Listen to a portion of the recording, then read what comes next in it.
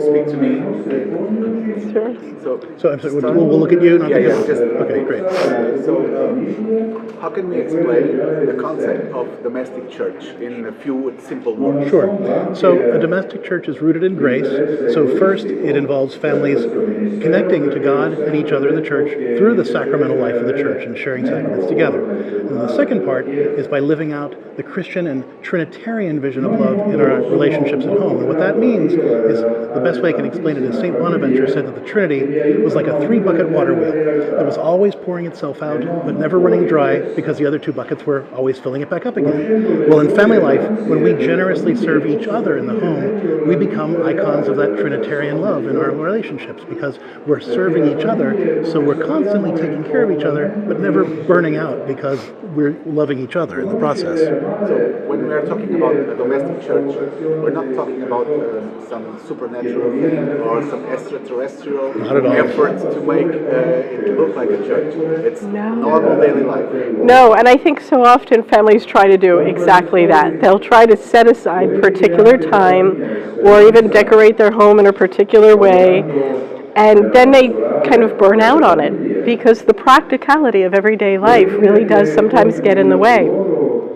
This is very much about making the moments of daily life filled with God's love, where you intentionally look for times to work together, to play together, to pray together, to talk together throughout the day. You could be working with your family, folding the laundry, and having good conversations with them that go a little deeper than the ordinary. You know, we tend to write those things off and say, "Oh, that's not spirituality. That's not holiness," because that's just doing our chores, right? That's just disciplining our kids. But what we're really talking about is when you intentionally make those chores an opportunity to connect with it as a family. So, for example, instead of just dividing and conquering different chores, after dinner, do the dishes together as a family and put on some music and continue the conversation. And maybe afterward, thank God for allowing you to be a family that works so well together. You know, those little ways that we bring God into the interactions of everyday life are a little way of holiness that challenge us to be more generous, to serve each other more generously, and to love each other more deeply. And that's a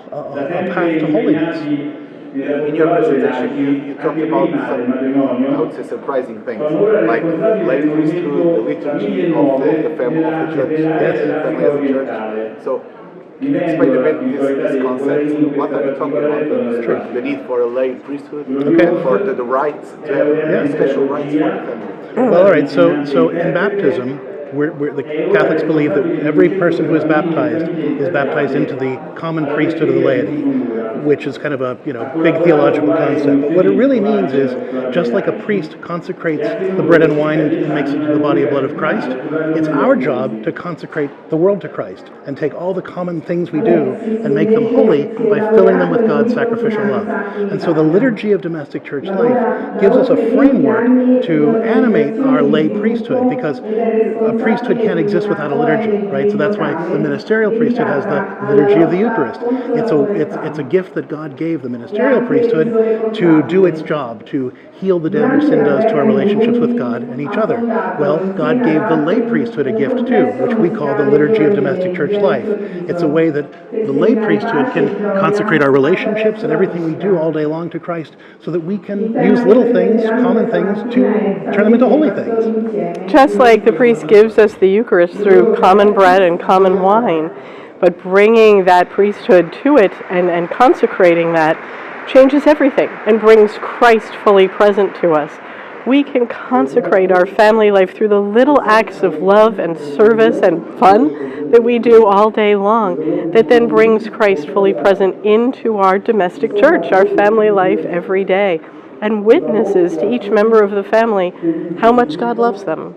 Do you feel that there is a need for parents to learn how to explain these concepts to their children in a way that they can live it, in a way that doesn't sound too pious, too devotional? So there's a need for a new learning Yes. of how to speak. Yes, and you don't have to have a degree in theology to live out this liturgy of domestic church life. In fact, the three parts of the liturgy of domestic church life are just about love, connect, and care. We love as Christ loves us. We connect each other by learning how to lead godly lives through working, playing, talking, and praying together, and we care for each other and the world intentionally and as generously as we're able to. And if we can do those three things every day, we're living that liturgy of domestic church life. We're living out our priesthood by consecrating all the little things that we do, the diaper changes and the bill paying and the argument and the discipline and all of that. We're consecrating it to Christ and allowing God to draw us closer to each other and to Him through all those little concrete things.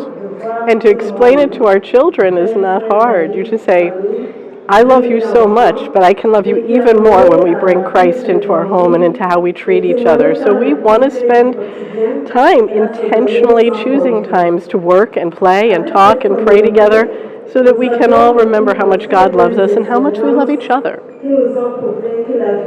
Excellent. Our pleasure. Thank you so much.